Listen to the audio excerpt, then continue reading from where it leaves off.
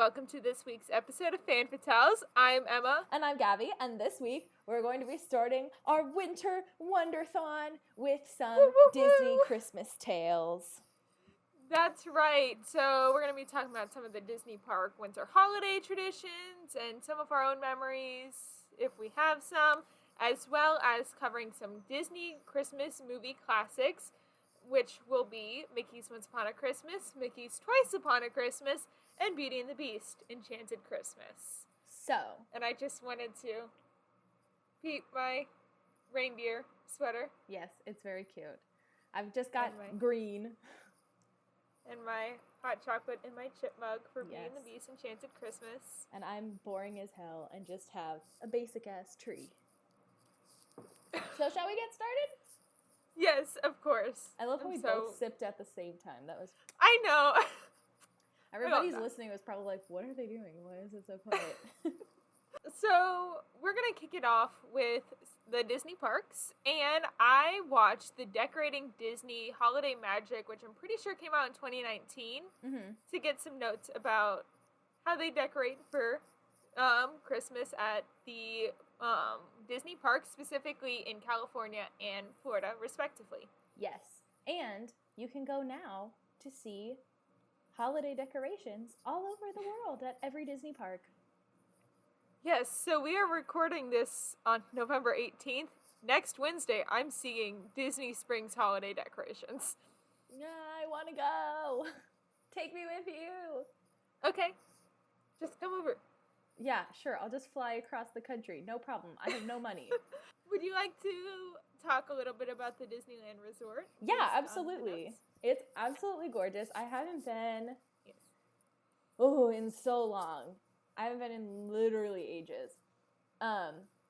But for Sleeping Beauty Castle, there's like so much stuff that goes on, and it's so pretty.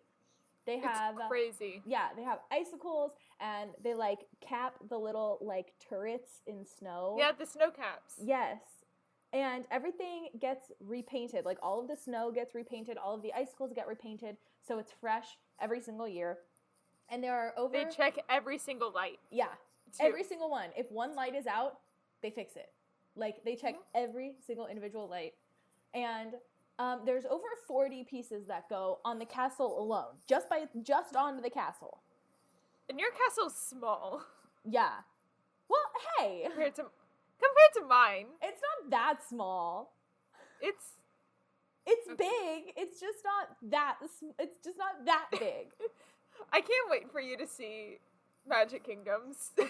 I'm still going to say Disneyland's better. Disneyland's always better. Okay. Anyway, so the wintertime enchantment crew waits for an all clear, which is when the last guest has left the park at closure on November 1st, right? It is literally like as soon as the Halloween party ends. Yeah. On October 31st, all clear. Yeah, happens. Which it ends at midnight, I think. Yeah, but it's still like you have to wait for every guest to leave. So by then it's like roll out. 1 o'clock, 2 o'clock. It's officially November 1st.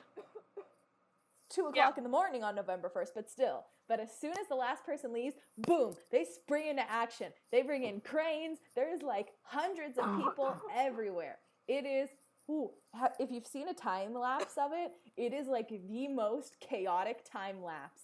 But it's so beautiful because it's just like boom, boom, boom, boom, boom.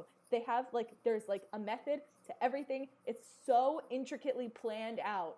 It just looks like chaos because everybody's running around in like 20 times and speed. It's crazy because 31 people are working on the castle alone. Yeah. And they work all night. Literally until sunrise. Literally until the park opens. Yeah. Like, they were showing it. The park opened. They were showing it in the video because I think they were showing it started at like 2:30 a.m. when the last guest had they had made sure left for that all clear. They worked until 8 a.m. that morning. I believe it. I'm sure, they finished the front of the park first, and they work their way back, so that way if they're, you know what I mean? Yeah, I know that they were doing, Main Street and Sleeping Beauty's castle at the same time. Yeah. Because then, like, they can, like, be finishing up at the end of the park as people are walking in. They're like, go, Yeah. put it away. I mean, yeah. I mean, they literally have, like, what? Not even 12 hours. Like, they have, like, 8 hours. That was 6 hours. Yeah, 6 hours. 2:30 to 8? Yeah, 6. To put up an entire, like, the entire park gets Christmas-fied. Though some of the things, like, continue on, such as Small World, which takes 3 weeks of hard work for its entire holiday transformation. Yeah. Which, that's crazy. Yeah. Yeah, and every doll gets, like, a special, cute little holiday-y accessory. So that's, like, a crap ton Or of even things. complete costumes. Yeah. Then the lights that they put on, the 50,000 C7 size Christmas lights, which I looked it up, and C7 Christmas lights are a full 1 inch round and 1.5 inches tall. Those are enormous. Those are like the traditional Christmas lights. Those are like Yeah. Yeah. And they have 50,000 of them on the exterior of Small World. I absolutely believe it. 100%. And then another 350,000 mini lights in the foliage around the attraction. Yeah, it's absolutely gorgeous. It's the most beautiful thing. You're gonna laugh at our Small World. Yeah, I know. I'm gonna be like, lame. No, but Our Small World's so lame. another great holiday makeover is for the Haunted Mansion, because in August they close the Haunted Mansion down for 18 days and they do a whole transformation, and they turn it into the Nightmare Before Christmas. Yeah. Yeah. And it stays up from October all the way till January. Okay. I was wondering how long it stayed up. It stays till like whenever they put the Christmas stuff away, it stays up till then. Okay. Yeah. That's what I figured. So yeah. And believe it or not, the gingerbread house that's inside that is made every year, and it's made from real gingerbread. We're going to talk about the gingerbread over at Disney World soon. Yeah. Isn't there like a whole gingerbread making contest, like a gingerbread house contest at Disney World? There is a whole, like, full foot, like, 1-story house that is just placed in the middle of one of the hotels, in the Grand Floridian to be exact. Yeah. And it's made out of real gingerbread, and we'll get into the facts about that, because that was one of the main things that they covered in this holiday special. Cool.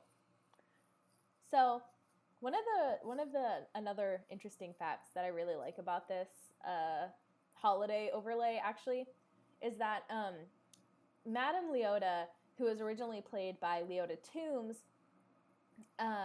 she was like the first one who came up with the idea of giving like the Haunted Mansion like a holiday like change, right? Yeah. And her daughter... We talked about that a little bit in the Imagineer episode a few weeks ago. Yeah. And her daughter, Kim Irvine, plays Madame Leota in the Christmas overlay, the Halloween and Christmas overlay. And she says the 13 Days of Christmas? Yeah, the 13 Days of Christmas. Yeah. It's very cute. Yeah.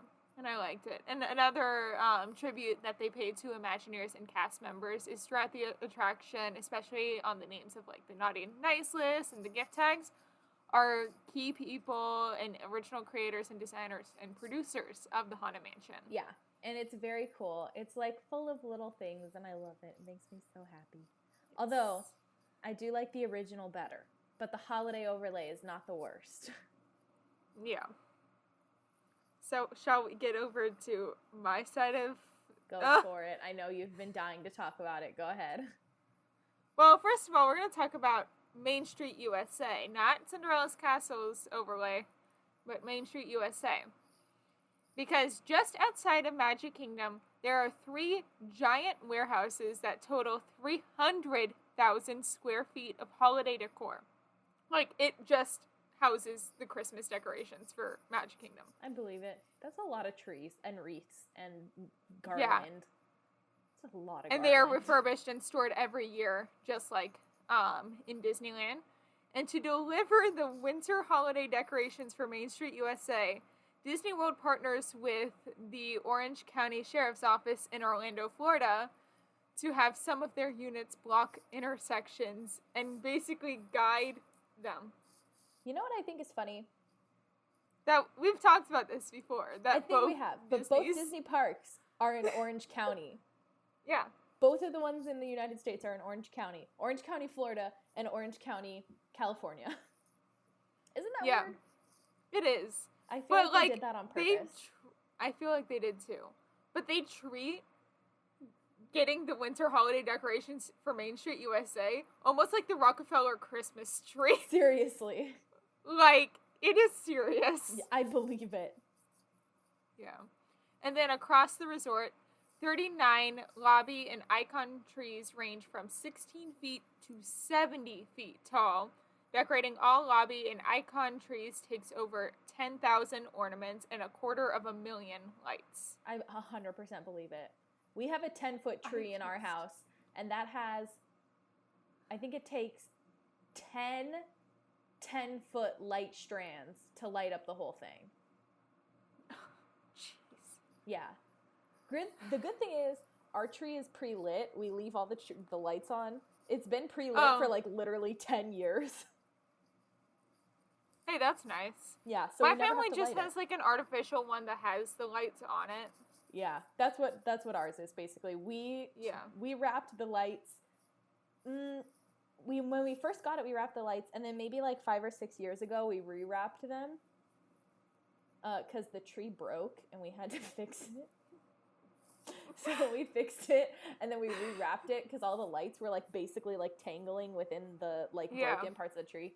But we rewrapped it, and it took us like literally like 4 hours to rewrap the tree. Yeah, it's nuts. Jeez. So I could only imagine having to decorate a 70-foot tall tree. I was like 70 foot, and I'm sure that those are the ones that are outside, like in each park. Yeah. Right? Like, so Magic, Animal. But I'm sure they're not Studios, like... Epcot. I'm sure they're not like our kind of like faux trees. I feel like they're the ones that are like hollow in the middle. Yeah. Like I thought they were... Like they're triangular in the middle. There's like a triangular frame, and then there's just like branches poking out of it, you know? Otherwise, I feel like it would just be too heavy. Our 10-footer weighs at least 400 pounds. Yeah. Of course, whenever I look up Disney trees, are they real? All I'm getting is the Animal Kingdom Tree of Life. Oh. Which is the main icon. I'm like, no. Christmas trees. And we mentioned this a little bit, but I wanted to get into the specific details. During the holiday season, Disney Imagineers make a life-size gingerbread house for the Grand Floridian Resort and Spa. 2,000 pounds of flour? Yes, and 1,000 pounds of honey. This gingerbread house takes almost 2,000 pounds of flour, 1,000 pounds of honey, 800 pounds of sugar, and 150 pounds of chocolate. Okay, and you know it's huge when you're measuring in pounds instead of cups. Or grams. Yes. Like, I use grams. When I go see it on Wednesday, I'll show you a picture, but it is ginormous. That's nuts. I'm so sorry, Kara. I think I, like, totally just blew her eardrums out with that last thing when I screamed in the mic. And they make the honey dough in June and start baking in August, meaning that it takes about a half a year to make this gingerbread house. 17 feet tall? Jesus. Yeah, this house is 17 feet tall, 12 feet long, and 10 feet wide. They really and the fact were that like... the fact that I didn't... I'll let you go first, Gabby. They were like, oh, we want it to be big enough for the dwarves to live in it. So, it's hollow in the inside, of course, and they sell gingerbread inside of it. Stop. Like gingerbread cookies and gingerbread kits and stuff like that. So you, like, walk into it? No, like, they have someone that, like a cast member working inside, and you go up to, like, the counter, like, the window of this gingerbread house. Okay, you need to take a video of this. I don't believe you. Okay. I do not believe you. And, like, okay, fine. I will. Grand Floridian gingerbread house. No way. Yes. That's like, okay. There's this every year. Screen sharing. A few years ago, they used to do this like big contest at one of the big hotels in town, and it was like a gingerbread contest, and they always had like the engineering students from they always had the engineering students from UCSD like build these giant gingerbread houses. Yes. And it was a big contest, and like there would always be like cute little ones, but they always had like really nice ones. And that looks like one of the nice ones, but blown up to be 17 feet tall, like literally. Holy smokes. Yeah. Like, so you can see people ordering from the window people. right here. If people weren't standing there, I would have not believed you at all. Okay, now let me get back to the notes. Like, that's enormous. Yeah. And another Disney tradition, or Disney World tradition that is no longer with us, rest in peace, that is a dear memory of mine, is the Osborne Lights. Have you heard of the Osborne Lights? As in Ozzy Osbourne? No. Okay, then no. So, this is a crazy story. I literally had to make notes about the history of the Osborne Lights. The Osborne Lights was a Disney display. At holiday time. Okay. Sorry, go ahead. No problem. The Osborne Lights ran from 1995 to 2015. Okay. In Hollywood studios. Okay. And so it started off in 1986 when Breezy, which was the daughter's nickname, asked her father, Jennings Osborne, if they could decorate their home in lights, with 1,000 lights put on, which began to grow. And eventually, Osborne purchased the 2 properties adjacent to his own and expanded the display into them. By 1993, the display had over 3 million lights. This is just some guy in his neighborhood. 3 million lights. And the lights became extremely popular around the world as news crews often visited to film the display, causing several traffic issues and many complaints. In 1993, 6 neighbors filed a lawsuit saying traffic congestion made trips to the corner store take 2 hours and feared emergency vehicles could not get down the street. Osborne responded by adding 3 million more lights. He said, hey, how about I don't care? Like, he said, here's some holiday spirit for you. So he lives in Little Rock, Arkansas. Or he passed away by now, but he lived in Little Rock, Arkansas. Okay, cool. Which is hilarious because one of my friends is from Arkansas and was like, oh yeah, I remember the Osborne Lights. That's cool. Yeah. The county court ordered an injunction against the display, limiting it to 15 days and directing that it would be lighted from 7 to 10:30 p.m. Okay. Osborne appealed first to the Arkansas Supreme Court and lost, and then in 1994 to the U.S. Supreme Court, where Justice Clarence Thomas refused to halt the order. Oh, bah humbugs. In 1995, the state Supreme Court shut down the display altogether. Oh, what humbugs? How horrible. Where's your Christmas spirit? The story of the light display's court case brought national attention, including offers from several cities to host the display. Heck yeah. Walt Disney World project director John Phelan contacted Osborne's attorney about moving the display to the Orlando resort, and eventually discussed a potential move with Osborne himself. Osborne was intrigued by the offer, but initially understood that Disney wanted to put the display on another residential street in Orlando. What Phelan actually offered was to install the display on Residential Street, which was a back lot at Disney's Hollywood Studios theme park, then known by its original name of Disney MGM Studios. Being a fan of the resort himself and realizing where the display would go, Osborne accepted Disney's offer, and in 1995 the display was set up on Residential Street as the Osborne Family Spectacle of Lights, becoming an immediate success. And they ran from 1995 to 2015 after the location of the Osborne Lights was moved to the Streets of America section of the park, which the Streets of America section does not exist anymore because that's now where our current day Galaxy's Edge is. And when they closed it down to construct Galaxy's Edge in 2015, that's when the Osborne lights ended. And the lights were given back to the Osborne family in the end. So I don't know what happened to it since, but yeah. But I remember going to it, like, one of the last days back in 2015. Aw. And I remember walking down, and they would do, like, light shows for, like, different Christmas songs and stuff. And the one I remember, like, when I was walking down it, was What's This from The Nightmare Before Christmas. I was going to go, Believe by Josh Groban from the Polar Express. We were talking about that movie, like, right before getting on. You guys, we were, like, literally just talking about it because I was, like, jamming out hardcore to Believe by Josh Groban. I listened to it, like, 4 times. It was, like, it was a mood. I was feeling it. And then another Disney World tradition is the Candlelight Processional at Epcot. Have you heard of it? No, but it kind of sounds like Las Posadas. Okay, I don't know what that is. I'll explain. It's a Mexican tradition. Okay. So every night, I think they just started it like this week. A celebrity narrator tells the story of Christmas, recounting the biblical tale of a savior born in Bethlehem. And woven into the production is stirring songs of hope and joy performed by the orchestra and massed choir.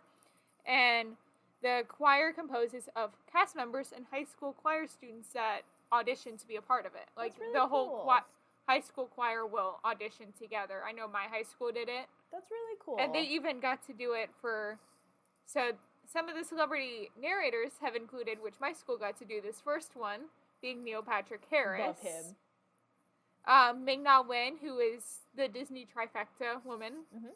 She's been in Marvel, Star Wars, and a Disney princess. Yep. Cheetah Rivera, Jodie Benson, who's the voice of Ariel, and so much more. Yeah. I was looking at the list this year, and Neil Patrick Harris has been, like, a staple for every year for the past who knows how long. Of course. And this is Neil his Patrick first year Harris. not doing it. Cried. And I was so shocked. James Earl Jones is also a big one that they always bring out. Very nice. Cries in Neil Patrick Harris. I know. I was so considering buying tickets if he was going to be there. Mood. So, basically what Las Posadas is, it's not quite the same, but it's very similar. Basically, like, everybody goes around. It's kind of like caroling. Like, you go to all the different houses, and you show up and you ask, like, for shelter and food, and, like, that kind of thing. You're basically, like, recreating Mary and Joseph going through the town asking for shelter and food. My church back home we call it a night in Bethlehem. It's kind of... And it's like a walkthrough tour of the Christmas story. Okay. And I used to act in it. Not quite the same, but similar. Okay. So I used to act in it, and it got to the point where some of the elders at the church thought my name was Mary, because I was Mary in the first scene when the angel comes to tell her that she's going to have Jesus. Oh my gosh. So basically you go to all of the houses in the neighborhood and you ask, and they'll say, no posada, which means no, you can't enter. And then eventually you get to, like, your friend's house or your family's house, or, like, somebody you know, like your neighbor or something like that, and they say, like, yes, come in. And then you have this big party, and everybody drinks ponche, which is cinnamon and cane sugar and, like, a bunch of, like, really good yummy stuffs in tea. Ooh. It's really good. And they break this bread that's, oh my gosh, I can't remember what it's called. But basically, in the bread, there's a little baby Jesus. There's, like, a little baby plastic heard of Jesus. This. Yeah. And it's the Rosca de Reyes. That's what it is. Yes. Which is the bread of the kings. So it's the 3 wise men. And if you get the baby Jesus, that means you host the next posada. Oh. So the next year, that it's your turn to host the posada. So that's kind of how it goes. It's very fun. We never did it as kids, but we had the party. Okay. we ate the bread. And then the last thing is the Mickey's Very Merry Christmas Party, which they changed it to some merry, I don't know the name of it this year, but the original form, Very Merry Christmas. The big attraction is the specialty characters, which include Jack Skellington as Sandy Claus with Sally, which I got to meet Jack Skellington with my sister during this, and my dad had never seen Nightmare Before Christmas at this time, and my sister goes up to Jack and is like, my dad hasn't seen your movie, and he's like, explaining his role, like, he's like, oh yeah, I'm the Pumpkin King, like, all that stuff to my dad. It was cute. Santa Claus, of course. Abu and Genie make appearances. Aladdin and Abu, Jasmine and Genie, which I always found weird that Jasmine was with Genie. Just because, like, they have, like, what, one scene together in that entire movie? Like, legit. The princes are with their princesses, minus Aladdin and Jasmine, but they're together every day in the park, so it's fine.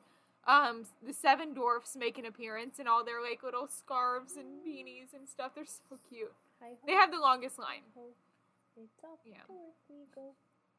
Scrooge McDuck makes an appearance. I like when he dives into his, like, vault of money. Goals. Same.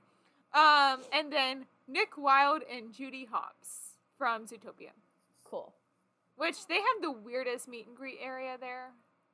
It's in Tomorrowland. I think we've talked about this before. Can someone explain to me why they're in Tomorrowland? I don't know. Question. For your Christmas party, does Santa Claus come with Mrs. Claus, or is it just Santa? Sometimes Mrs. Claus is there, but it's usually just Santa. Because he kind of... There's, like, a bench off to the side of Main Street where Snow White usually is, and he takes over that bench during the Christmas party.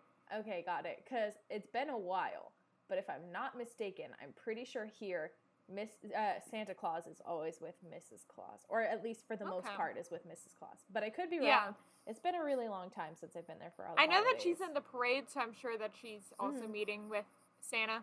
Of course. And then I think we need Buddy the Elf running around. I know it's not a Disney property, but, like, hear me out. Like, what if we just had Buddy running around being like, hi! Like, Or just elves in general. Right? No, it has to be Buddy, though. You gotta do the, bye, Buddy, I hope you find your dad. Bye, Mr. Narwhal. I love it. We got wrapping paper at work that says it. It's really cute. I love that.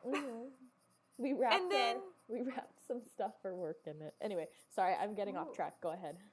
And then the entertainment includes the Once Upon a Christmas Time parade, which I've known some toy soldiers that have been in the parade.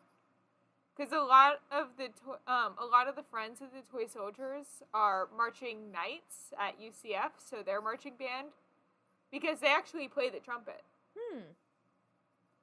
And then a Frozen Holiday Wish, which is where Elsa uses her powers to light up Cinderella's castle in ice lights. That's so cute. Yeah, and, like, Anna and Olaf comes out, and they're like, come on, Elsa, and she's like, well, I don't want to, like, intrude. Yeah, Olaf comes out, and Kristoff sometimes does, too, with Anna. It's so cute. Have you seen the new Olaf Presents series? Yes! I've watched almost all of them, and I'm obsessed. I watched just the 12-minute one that had all of them put together. Oh, I didn't watch that one. I watched all of them individually. The Rapunzel one, I love the Rapunzel one. I need therapy. It's so good. And then hot chocolate and, like, cookies are provided with the ticket at, like, the different locations around it.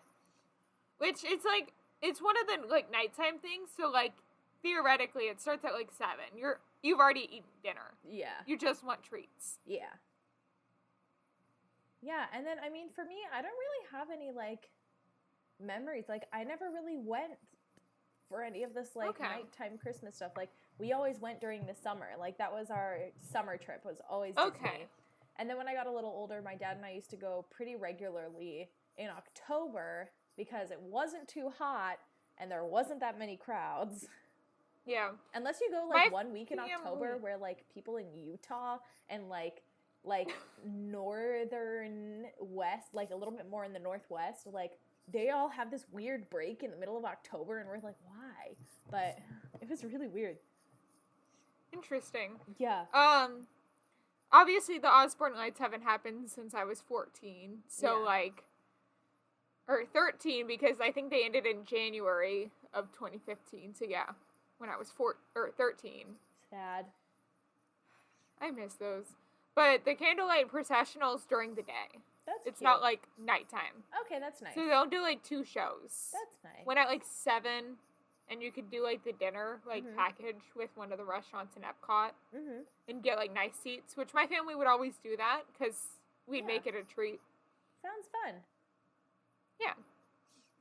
So shall we get into some of these movies? Yee! Some of these are like classics, like so, like bring back such memories. No. Especially this first one, Mickey's Once Upon a Christmas. Yes.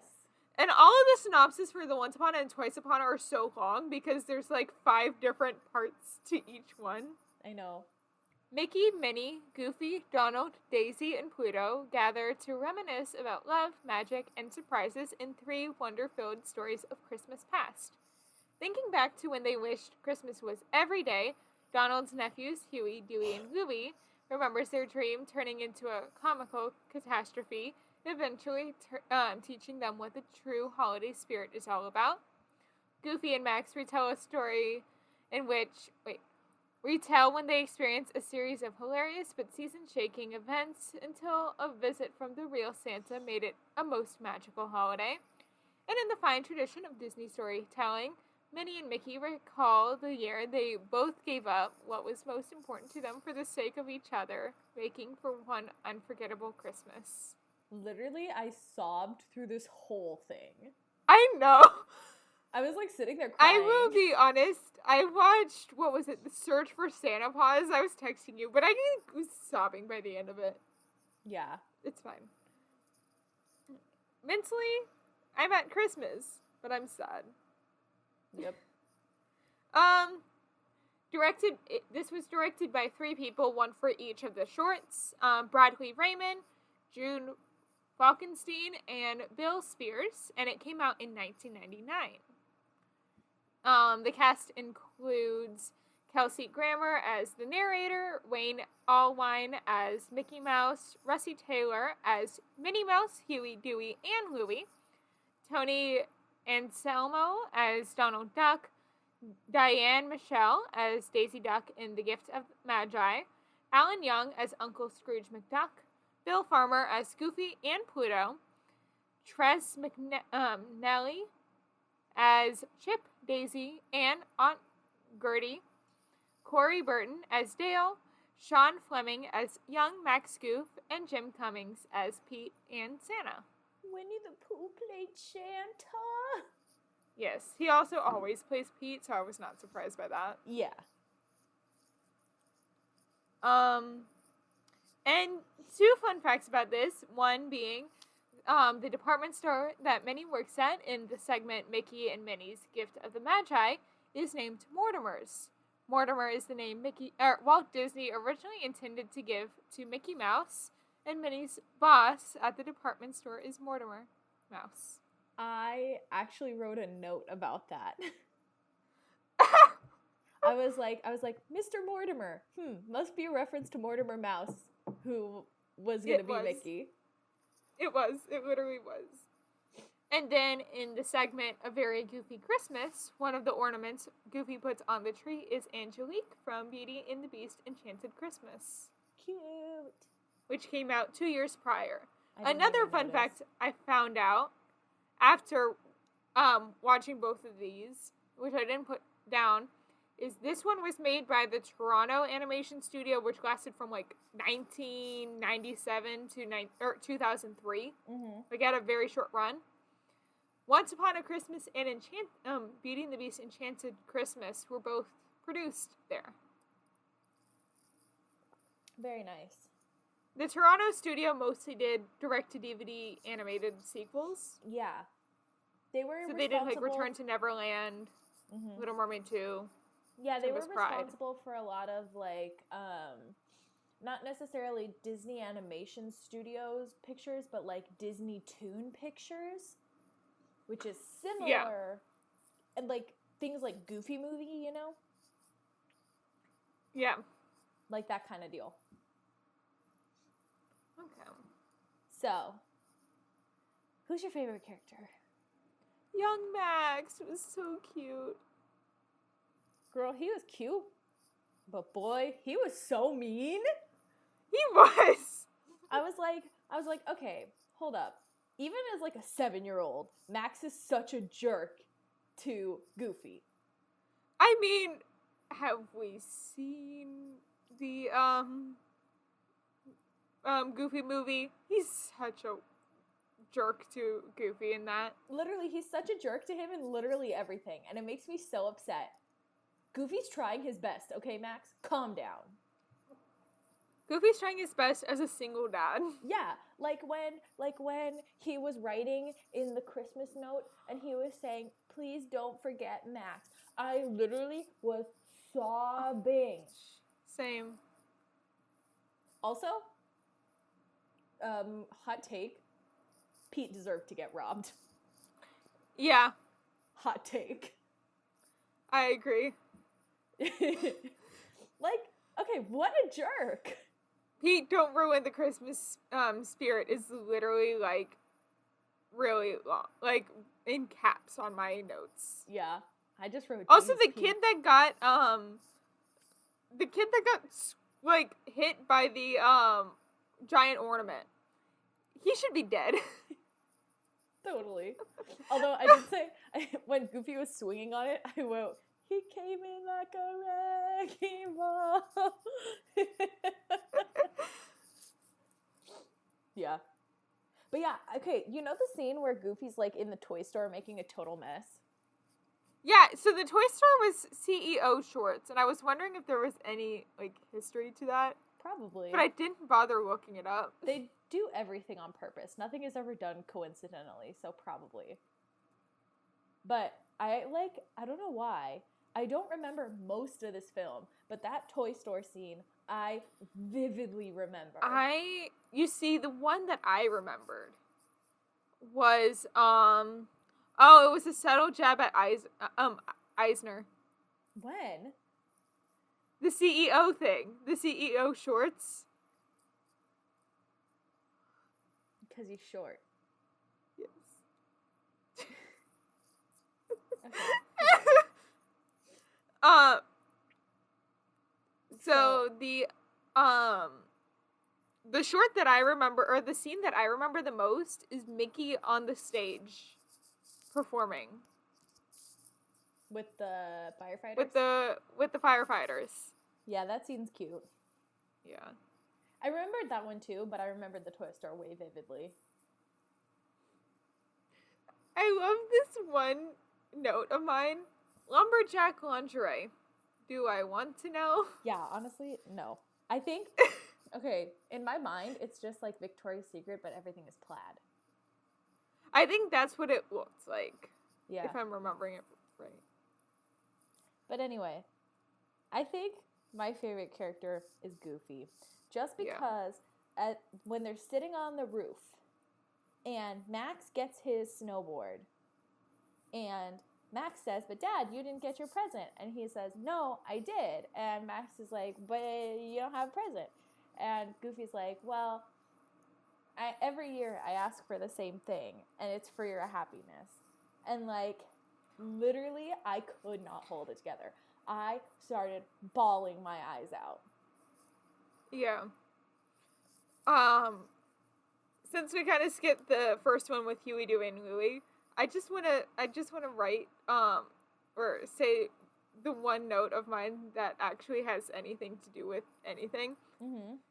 Daisy is basically Linus in the Christmas Charlie Brown special during that one, because she's always like, this is the true Christmas spirit. When he's like, Mary and Joseph were on their way to Bethlehem. Yes. Yeah. And Yes. he's just standing there in the one spotlight. Yes. That exact moment. I love that. That was one. Daisy. Totally. The one. Also, is the fat ant duck... What? The fat ant duck in anything else? No. Where did she come from? I have no idea. But I pointed out, I was like, hold up. They're eating a turkey. I also they're said ducks. that. I also said that. I was like, they're both poultry. Like, yeah. This seems... It should have been ham. Yeah. Definitely should have been ham. Yeah. That would make also, that first short is basically Groundhog's Day, but Christmas. Oh, totally. Like the movie Groundhog's Day. Oh, yeah. But, like... Also, I felt so old agreeing with Donald and yelling at the kids for not waiting for the presents to open. Right? Okay, I saw this one post that was like, the day you start siding with the adults in Disney movies, you're done. Like your life is over. And I was like, oh. Also, I don't remember seeing Chip and Dale and many other things besides this movie. And like they'd be Rescue such Rangers. annoying neighbors. Right? They were such annoying neighbors. I'm sorry. What time is it when they're waking up? I don't know. When they're playing with that train? I don't know. Let's say it's 6, 7, 6. 6. 5. 5. We'll go with 5. Do you want to be woken up by your neighbors loudly playing with their new train set at 5 in the morning? My neighbors are like an acre away from me, so I don't ever see them. I imagine they were right next to you. Would you want that? Probably not. Exactly. They were such rude neighbors. Yeah. Also, Huey, Dewey, and Louie all share a one singular bed. Mm-hmm. In both. I noticed it. In both. I was like, okay. Yep. Because I don't know why, but I always thought that they had, like, twin-size beds. I remember that, too. I think that was in DuckTales. Okay, I was like, they had, like, twin-size beds that were each, like, their shirts, like, comforter colors. Mm-hmm. Or their shirt colors in, like, comforter. Yeah. DuckTales. Ooh. Life is like So what was your favorite short story? I liked all of them, but probably Max and Goofy. If I had to choose one, Max and Goofy, but I liked all of them. Same. Though I do remember Twice Upon a Christmas better than Once Upon a Christmas. Same. I feel like that one was just on more. All the time. Also, I had it on VHS. Same. I had Twice Upon on VHS, but I didn't have Once Upon it, so I was watching Once Upon it, I was like, but I thought this one was with the Santa and Huey, Dewey, and Louie. Yeah, I did too. Okay. Or I saw the story and I was like, that's not right. Or the Goofy one with his college girlfriend. No, I knew that one was different. I knew that they had... So I thought the Max and Goofy one and this one was in Twice Upon a. But then the college one was in this one. Chronologically, though, because Goofy movie hadn't even come out yet. Yeah, I don't know why I thought that. It's fine. It's fine. Also, I think it's really funny how they had James Marsden voice Max in Twice Upon a, because he was Max in the Goofy movie. Interesting. So they just got the same voice actor. Yeah. And we'll go into another fun fact that has to do with Goofy movie when we get to Twice Upon a. Yeah, we'll get there. In my fun facts. Yeah. So what's your favorite what was moment? your favorite? I mean, I already mentioned it. Mickey performing with the firefighter band. Yeah. I mentioned mine earlier too, and it's when Max and Goofy are sitting on their roof, and they see Santa, and he drops off the gifts, and they have that really sweet moment, and it makes me cry every time, because it's so sad. And not sad in like a sad way, but like sad in a way, you know? Yeah. Like a ouch. Also, what were Mickey and Minnie doing? Buying their presents for each other On the Christmas day Eve? of Christmas Eve. Same with the family buying that tree on Christmas Eve. I was like, what are you doing? Yeah, like, come on. If you buy things on Christmas Eve, you're begging to get ripped off. Yeah. Like, come on. So what was your least favorite moment? When Pete is like, Max, Santa doesn't exist. You're nuts. Of course Santa exists. And he's being an absolute Grinch. Yeah. Totally. Same. Santa totally, like, okay, come on. Like, of course Santa exists. He's 7. Leave him alone. Yeah. So, are there any other notes that we want to talk about? I think that's it. Okay. So what would you rate this film out of 10? 9 out of 10. Same. Minus 1 point for Pete being an absolute jerk. Oh. Multiple times. So what do you think the critic and the audience score on Rotten Tomatoes is for this movie? I feel like this one's higher than Twice Upon a Christmas. So I'm going to say... I haven't seen Twice Upon a Christmas, so I can't confirm nor deny. So I feel like this one is going to say, like, critics, 58, audience, 67.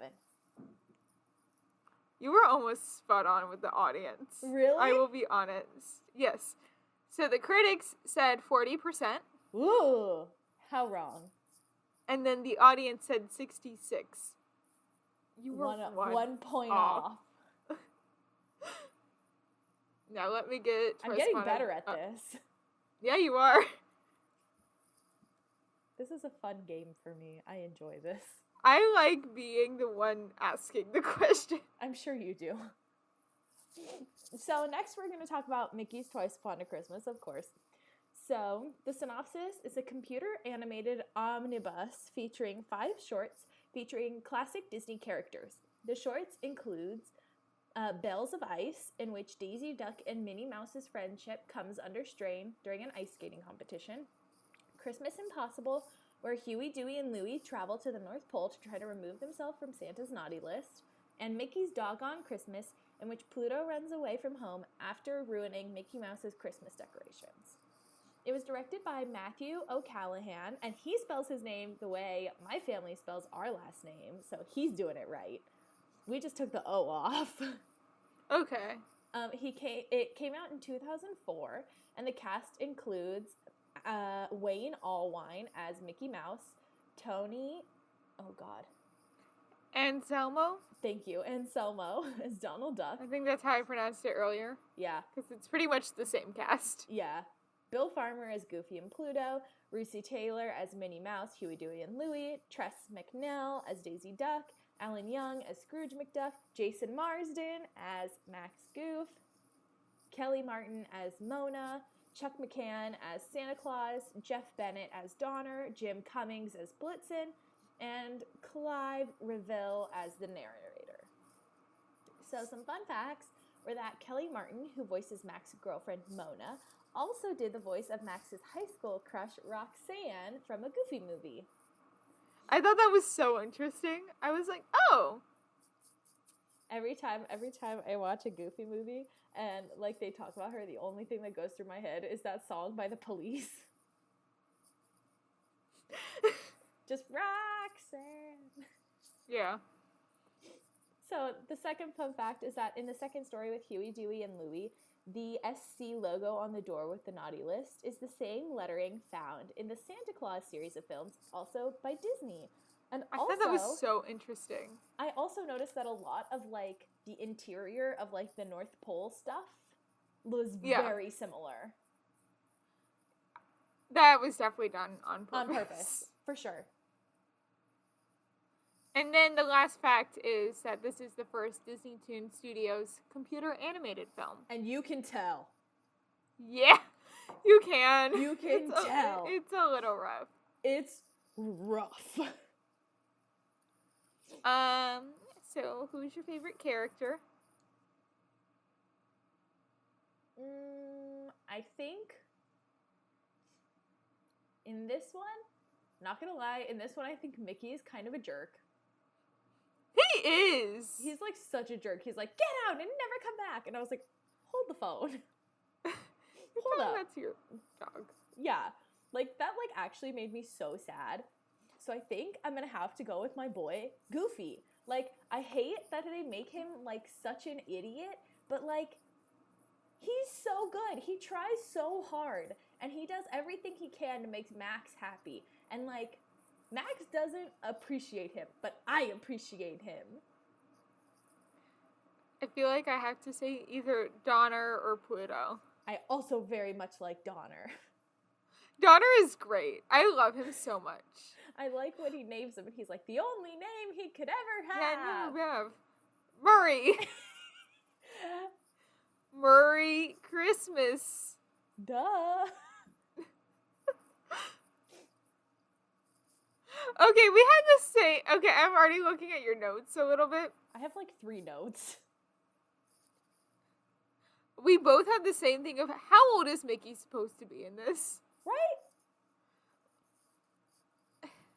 Because, like, he's old enough to own a home and, like, have a job and go buy things on his own. And yet Santa still lets him sit on his lap. It's like, Interesting. Yeah. What was your favorite short story? Mine was the Mickey's Doggone Christmas. That's the one I remember vividly. Me too. For me, I remember the ice skating one so well. And then when I watched Fantasia for the first time, I recognized those animals from somewhere. And this is where I recognize them from. Wait, had you never seen Fantasia until, like, recently? No, I didn't watch Fantasia until, like, I was in my 20s. Interesting. I grew up with Fantasia. No, I hated that movie. I watched it once, I think. Like, maybe. Like, I didn't even own it on VHS. Like, I thought it was so boring. But even as an adult, I was like, this is boring. But anyway. I knew. How did you feel about the pop-up book? I liked it. I did not know how to feel. I liked it. I wish they had kept it in that, like, pop-up book style rather than doing the 3D. Yeah. The 3D was freaking I think weird. that's why I didn't like it, was 3D. Pick a style. Which way are we going? My next bullet point was, is it just me or is the 3D animation weird? Yeah, it's weird. Yeah. Also, going to the Huey, Dewey, and Louie one, why did they make a key that's identical to the toy key? To the Jailbreak Bob key? I have no idea. It makes no sense. For plot purposes, maybe? I don't know. Definitely plot purposes. It makes no sense otherwise. Yeah. Also, to go along with that one, real city, made up city. When they went, it's Los when they're Angeles, like, New York, Paris, Duckburg. Yes. Yeah. Also, you know I'm watching this in my early 20s when one of my notes is, be appreciative, Max. Your father is making an effort. Yeah. Honestly, that's all he ever does. He's so underappreciated. People are like, oh, he's just an idiot. I'm like, no, he's not just an idiot. He cares.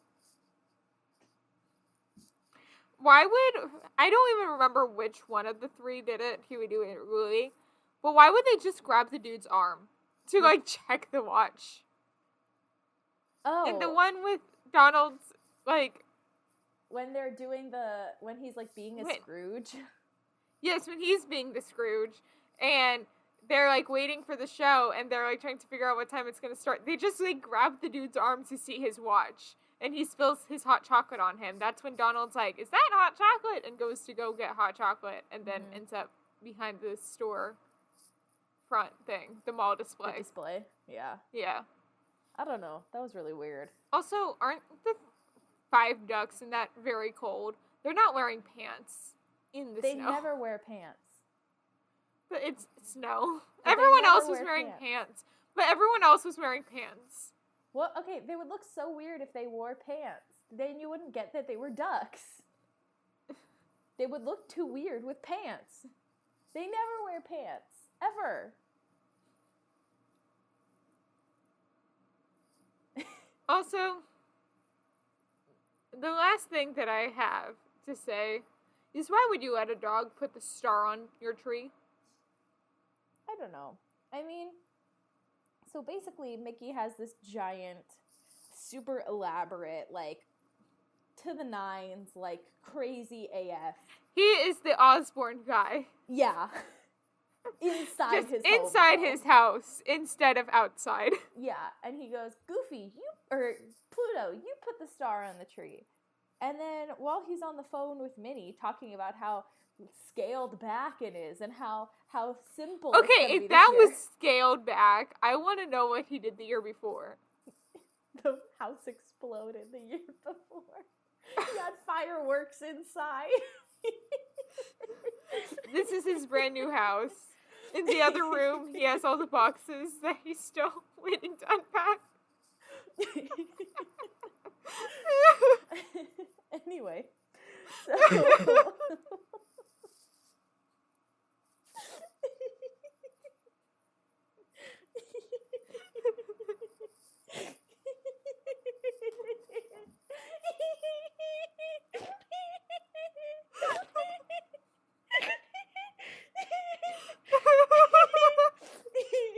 that tickled my funny bone. I don't know why I thought that was so funny. I think I'm hilarious. Just a solid minute of me laughing. And me laughing. Can I cut this out for the Instagram? Sure, go for it. So, oh gosh. So it's this big elaborate thing, and so he's like, Pluto's being impatient. He's like, I want to put the star on the tree. So he climbs up on the ladder, and he loses his grip, and he falls. And it, like, makes this whole big mess, and it's like, oh, well, what else did you expect letting your dog put the star on the top of the tree? My parents only trust me to put the star on the top of the tree, and I don't put the star on the top of the tree. It's just like, what Disney? Good Luck Charlie. Do you remember that one? No. Okay. My sister watched it, which is probably why I remember it. But in their Christmas special that they did, because every Disney Channel movie or show had like a Christmas special. Christmas movie. Yeah, like it was their Christmas movie. Their whole thing is letting the youngest person in their family put the star up, like the parents hold them up, Simba style, and they put up the tree. And at the end of that movie, they announced that Mrs. Duncan was pregnant with their next kid. So, you know, it was the last year that Charlie could do it. So Miss Duncan, the whole movie's like, no, we have to get back to the family because her eldest daughter Teddy, she decides to get like one of those free plane tickets when they overbook the plane, and Miss Duncan gets off with her like, no. Mm-hmm. So then they're like trying to get back home to the family before Christmas Eve. So Charlie can do it because, you know, it's her last year that she'd be able to. Mm-hmm. Honestly, if I were Teddy, I would have done the same thing. Yeah, I don't understand why the mom, like, felt the need to leave. Yeah, like, usually they give you, like, pretty decent travel vouchers, too. Like, if you take them. And she was trying to go on a spring break trip to, Miami. Yeah, they'll usually give you, like, a travel voucher for, like, sometimes I've seen them up to, like, thousands of dollars. Yeah. For, like, expensive flights or, like, if nobody wants to take it. Especially, like, at Christmas time. Oh, yeah. Like, I think it was the day before Christmas. Also, hot take, best day to travel, Christmas Eve. Interesting. I flew from Missouri to Dallas to California on either Christmas Eve or the day before Christmas Eve. Now I can't remember. But it was, like, dead. Missouri was dead. California was dead. Texas was okay. But, like, Texas is always a connector. Like, Dallas is, like, always a connecting city. Yeah. So it's always busy. But, like, I was like, So what's your favorite moment? So mine is when we find out that the boys wrote Scrooge's name on the nice list. Like, I had, like, little tears, like, come down. I was like, oh, that's so sweet. Yeah. Or when Pluto and Mickey are reunited at the end. I think that's my favorite moment. I literally was sitting there crying. I was like, if I ever lost Lily, I think I would die. Like, I think I would actually cry, like, my eyeballs out. I would, like, never stop being sad. Yeah. You know? So, like, that moment just, like, really hit me in the feels. What's your least favorite moment? When Donald is, like, being a jerk and he, like, kills the dolls in the display.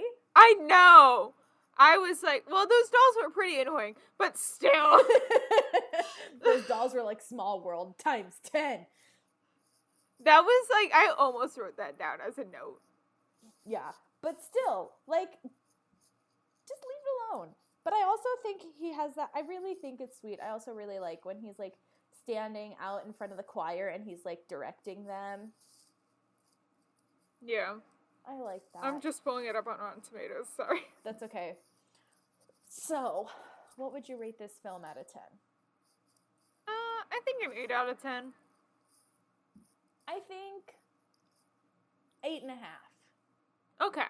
Minus 1.5 points for the animation.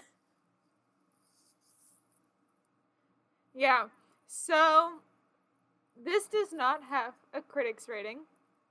Just fans. So you were just the audience.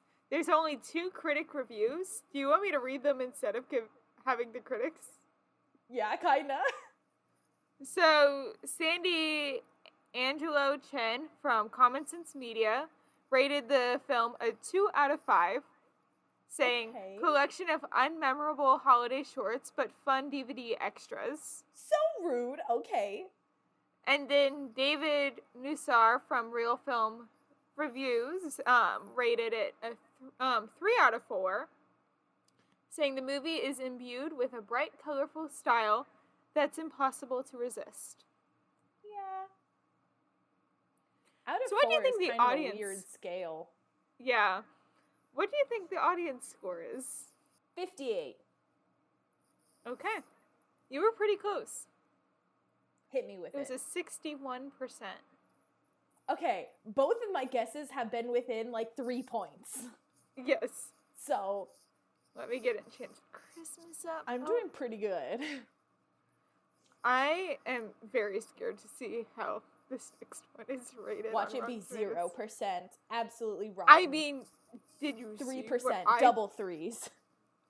Did you see what I, lover of Belle, put as my out of 10 score? Wow. Wow. That's low. Yeah. I'm going I to think keep it's you my guys lowest. in suspense. Mwahahaha. It was definitely my lowest rated. Wow. Of any of the films that we've covered for this podcast. Wow. So I, as the Beauty and the Beast fan, will do the synopsis and everything. So the synopsis is: share the wonder as Mrs. Potts recounts another tale as old as time about a Christmas past that almost wasn't, thanks to the scheming of former court composer Forte, who is determined to keep Belle and Beast apart forever. It was directed by Andy Knight, and it came out in 1997. The cast includes Paige O'Hara as Belle, Robbie Benson original as Belle. Beast. Oh, all of them are original, which this is getting into our fun fact a little bit, except for 2 actors. Who were added No. as new characters. Well, of the original Beauty and the Beast Oh. cast. Oh, okay. Yeah. So, Paige O'Hara as Belle, Robbie Benson as Beast, Jerry Orpage as Orbach. Lumiere, Orbach, Jerry Orbach as Lumiere, David Ogden Steers as Cogsworth, Bernadette Peters as Angelique, Queen. Tim Curry as Forte, King. Hallie Joel Osment as Chip, Frank Weller as Philippe and Sultan, Jeff Bennett as Axe/Poke, Kath Soucie as the Enchantress, Paul Rubens as Fife, and Angela Lansbury as Mrs. Potts. Really quick, I Yeah? freaking loved the Axe. He was so funny. I know, right? When he was like, oi! I was like, yes. So, this was the first product made in Walt Disney's Television Animation's Toronto studio, which was later shut down in 2002 due to cutbacks. Mm-hmm. And only 2 actors did not reprise their roles from the original Beauty and the Beast, which were Hal Smith as Philippe and Bradley Pierce as Chip. Smith, who died in 1994, was replaced by Frank Weller? Is that what I had on IMDb? Welker. I definitely said Weller. Frank Welker. Well, Pierce's role was taken over by Haley Joel Osment, as Pierce's voice had changed due to growing older and puberty. I'm pretty sure it's Haley Joel Osment. Okay, I'm sorry, Haley Joel Osment, but it's late. It's fine. It is fine. And then the flashback scene where the prince is transformed into the Beast was the original idea for the prologue for Beauty and the Beast, as suggested by lyricist Howard Ashman. We love Howard Ashman. Yes. Honestly, I think it would have been worse in the movie. I do too. I kind of liked it here. Yeah, I agree. Yeah. So who's your favorite character? The axe? Of the new, 5 or 4 that we get, I think it would be Angelique as my favorite. I thought she was such a pessimist. I was like, for being an angel, what a bitch. I mean, she's been locked up for 11 years. Yeah, I don't know. I was like, I don't like her. I like Bernadette Peters, but I don't like her. Fun fact that that made the cutting board when I was coming up with fun facts for this movie. Angela Lansbury and Bernadette Peters. Cutting board, whatever. I am tired, Gabby. We've already covered this. Bernadette Peters and Angela Lansbury were in another movie that came out in 1997, being Anastasia, where Angela Lansbury was Anastasia's grandmother, and Bernadette Peters was Sophie, who is Anastasia's grandmother's best friend in the movie. So they both did 2 movies together that same year. They did a lot of stuff together because they were friends from being on Broadway. Yeah. Also, but yeah, I liked Angela. I love her. They did not let her sing that much in this movie, and that was a crime. It was totally a crime. She needed her own song. Yeah, I agree. Yeah. But I like Belle. But I didn't feel like parts of this movie she was herself. She never sets out to change the Beast. But in this one, every time he yells at her, she's like, "It's no use. I'll never change him." I'm like, oh gosh, get a bitch, grip. What? No. Yeah, it's get who are a you grip. and what have you done with Belle? Seriously. I was so mad. Yeah. Also, I'm just gonna go through my notes because I wrote a lot. Okay, go Which for is it. probably why I rated it what I rated it. Yeah. Why is Mrs. Potts carrying a teapot in the opening scene? No one else is carrying what they were inanimate object form except for her. But that whole scene, she's just carrying a teapot, and no one else, Lumiere isn't having a candlestick. Candelabra? Yeah. And Cogsworth isn't carrying a clock. I was like, okay, I don't understand this. Could you imagine if Lumiere were carrying a candelabra? I was just so confused because it wasn't like she was pouring hot chocolate or anything. Well, she might have been. We just don't. We didn't see it, and she's just standing there for the whole thing, and then sets it down to go tell the story. It annoyed me. Also, I felt Chip with him complaining about the socks. Dude, I wear socks all the time. My feet get so cold. Okay, but Christmas present? Oh. Yeah. He opened a Christmas present. I actually asked for socks for Christmas last year. I love that. I needed socks. Yeah. Oh, no. Also, so the wolf attack was before Christmas. How long was Belle in the castle then? I have no idea. Probably. It sounds like she was there for a year. Yeah, because I thought something there was right around Christmas time. I did too. Which, speaking of something there, why wasn't her amazing pink and red winter outfit, why wasn't she wearing it at all in this movie? She was just wearing her village dress with a red jacket over it. Yeah. And then she wore that red and gold one at the end that we see in the parks.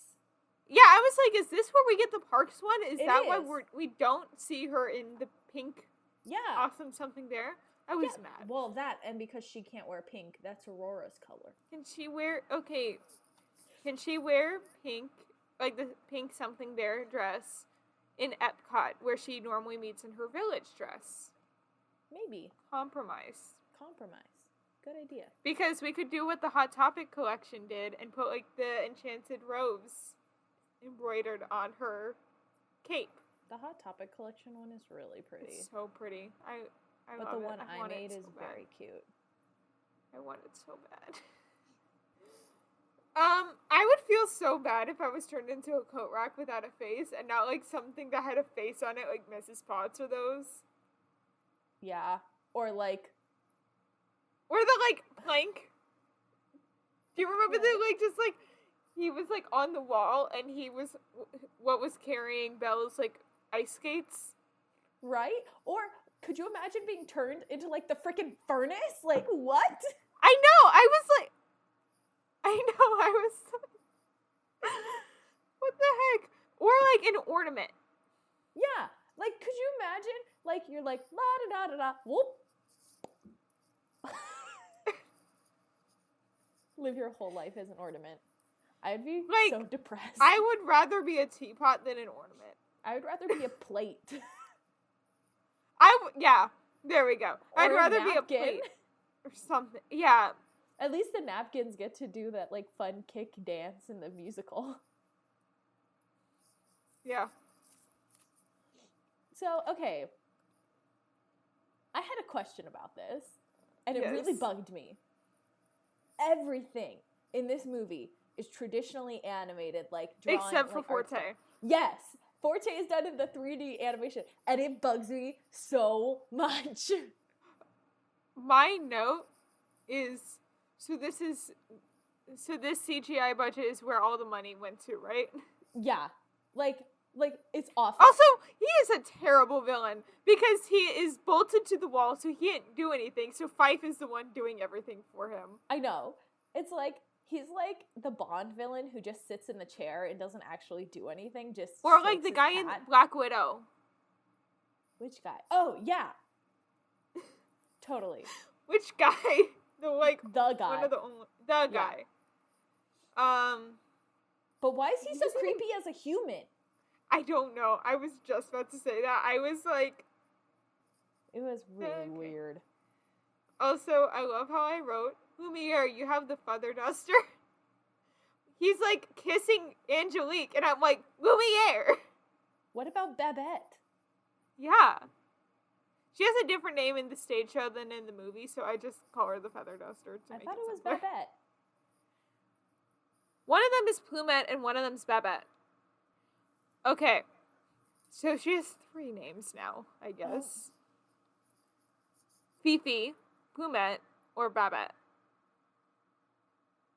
Babette. Yeah. It's Babette. Oh, Fifi's the name that they make her in the new live-action one with Emma Watson. I remember that, actually. Okay. But it's wrong. It's Babette. Yeah. Also, anyway, the songs are not that good in this. The songs are kind of bad. And the reason I started listening to the Polar Express is because the music in this reminds me of the Polar Express. Yes, but they were so bad. It was done by Rachel Portman and lyrics by Don Black. I had to look it up because I was like, no way Alan Menken wrote this. No way. I mean, nothing against them. But, like, also these are really bad. Okay, I said that was stories. Because it was just like, stories and stories and stories and stories. Tell me that doesn't sound like the theme to the Polar Express with the da da da da. Okay, but Polar Express, or Elf also has that. Elf, Polar Express, and Stories all have the same music. I know it's very, like, a Christmassy tune, but, like, I don't know. Who did it? Whose big brain it was to recycle that tune over and over and over again. Also, save them some money, but also wine glasses. That was a dumb pun, and I really liked it. I did too, which is why I wrote it down. Yeah. Also, the Enchantress was, like, so creepy. Like, I would not take a rose from her. Yeah. Also, did she have to come on Christmas Eve? Obviously, because that was the only day she could make it, obviously. Also, did you catch the Charlie Brown Christmas reference? Not at all. No? Nope. So it's when they're, like, first looking at trees, and Belle's like, what about this one? And Chip looks at it and puts, like, the one singular red ornament on it, and it falls over. Now that you like, say no. it, yes, I do remember that now. Also, how has no one seen the red flags of Forte? Right? Like, come on, man. The guy's a bolted to the wall red flag. So, okay. What was your favorite moment in it? What did I even write? I liked the final moment when Chip gets, like, the present and Five gets his solo and Beast is giving his gift to Belle. Either that or the Enchantress scene. Those were the only two, like, moments that I actually cared about. I like when they're looking for the tree at the beginning. And I really like the axe. So anything with the axe made me smile. You see, whereas my least favorite moment is anything with Forte. Accurate, same. I hated that. It was awful. Have you ever heard of the Yule log tradition before this? Kind of, yeah. I had not. Basically, what I know of it is that, like, you pick a Yule log and you put it in the thing, and as long as it burns, it, like, symbolizes the spirit of Christmas. That's what I know of it. Also, when he's, like, trying to figure out what he's giving Belle for Christmas, I was like, is this why she gets the library? And it was, nope, she's getting a song. A stupid song. Yeah. That's terrible. He should have just given her the library. Like, literally, she loves books. How do you not know that about her already? Like, come on. Especially because I thought this was taking place in between something there the entire time I was watching it. I mean, same. So I was like, okay, his Christmas present is the library. Yeah, because in something there, he gives her the library. Although, you could say that something there happens after Christmas, and it's like January, and this is him, like, making up his shitty present to her. Which, honestly, I kind of like better. Also, again, how is this happening in the course of Beauty and the Beast? Because when we see Belle after almost freezing to death on Christmas Eve.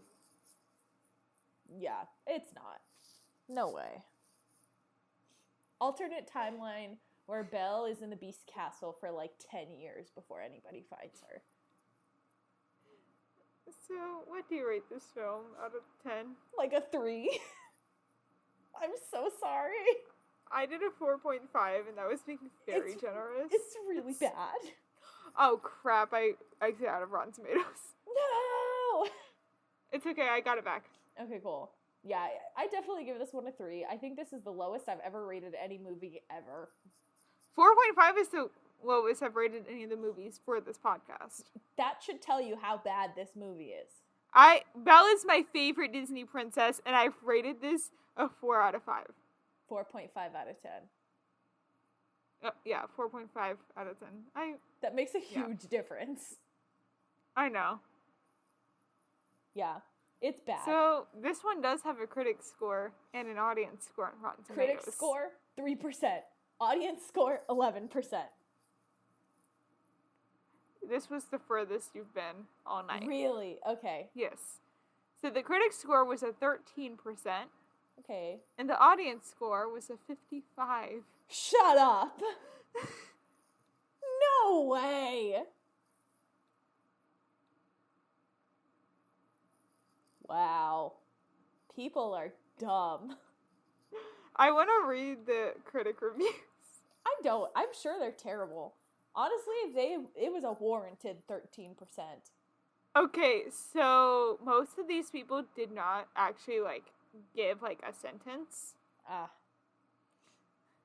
Though Tim Brayton at Antagony and Ecstasy said, a fairly desperate attempt to create a plot where there's no room for one. Thank you. And then our girl Sandy Chin, who rated whatever badly, the last one, Badway, she rated this one a 3 out of 5, giving it a higher score than Twice Upon a Christmas. Oh. Saying, if you are looking for a sweet holiday tale, this is not it. It is far scarier than you might expect for a Disney holiday title. Seriously? I didn't read that until I was starting to read it out loud, and I love it. Literally, Forte is so freaking creepy. Also, it makes no sense. The plot makes no sense. Why? Literally, also, why? I could tell. I think one of my notes was that that music has no, or that sheet music has no actual music written on it. Yeah. And then that becomes the whole twist. It's like, woo, we knew the whole time. I thought they were just too lazy to draw the music notes on the paper at first, honestly. I thought so too, and then it became part of the plot, and I was like, that's actually probably what happened, was they were too lazy to write music, and then went, let's make it part of the plot. Yeah. Give Fife the motivation he needs to... I liked Fife, though. I thought he was cute. He reminds me of, who is the character that he reminds me of? Like, okay. Who's the character he reminds me of? Have you listened to Tuck the Musical? Yes. Okay.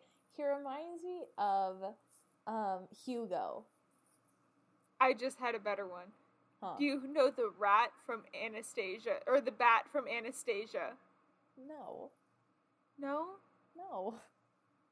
He doesn't I haven't seen that movie since I was like 5. It's a bat, Anastasia. Let's find. Bartok is his name. He is the villain's, henchman guy in this movie. And he's the comedic relief of the Anastasia movie. That's him. Ah, yes, I remember him. He also kind of reminds me of Mole from Journey to Atlantis. Yes. Just a little bit. Or a little bit of Olaf. A lot of bit of Olaf. A lot of Olaf, actually. That was kind of, on the nose. I like how it took us a while to get there, and I'm sure everybody who's listening is just screaming Olaf at us. I told Kara that we were watching this for the podcast, and she's like, her one note that I felt needed to be shared is Tim Curry's voice is too sexy for this movie. And yet she makes fun of me when I say that Patrick Page's voice is sexy? What? Not cool. Okay, she said too hot for it, not sexy. Okay, that makes a huge difference. She has also said sexy for it, when we talked about Rocky Horror.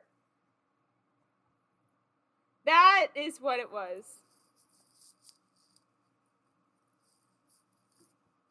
Duh. Tim Curry is a G. Honestly, I love Tim Curry in Home Alone. Yes. And I forgot that he was in that. He's in the second one. Yeah, I forgot that he was in it. He's the hotel guy, right? Yeah. Also, you know what kind of bugged me? It kind of bugged me that they cut that scene with Donald Trump out. I was like, hey, that was funny. They did? That was, so topical. I thought it was funny. Wait, they cut it out? I don't know. I saw somewhere that they cut it out. They might not have, but I saw somewhere that they cut it out.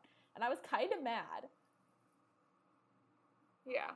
Just because I think it's so funny that it's just so casual. Just, hey. like when they do stupid little things like that, I love that. Like when it gets really meta and people in movies are like, hey, you're that actor. And it's like, but you're not that actor?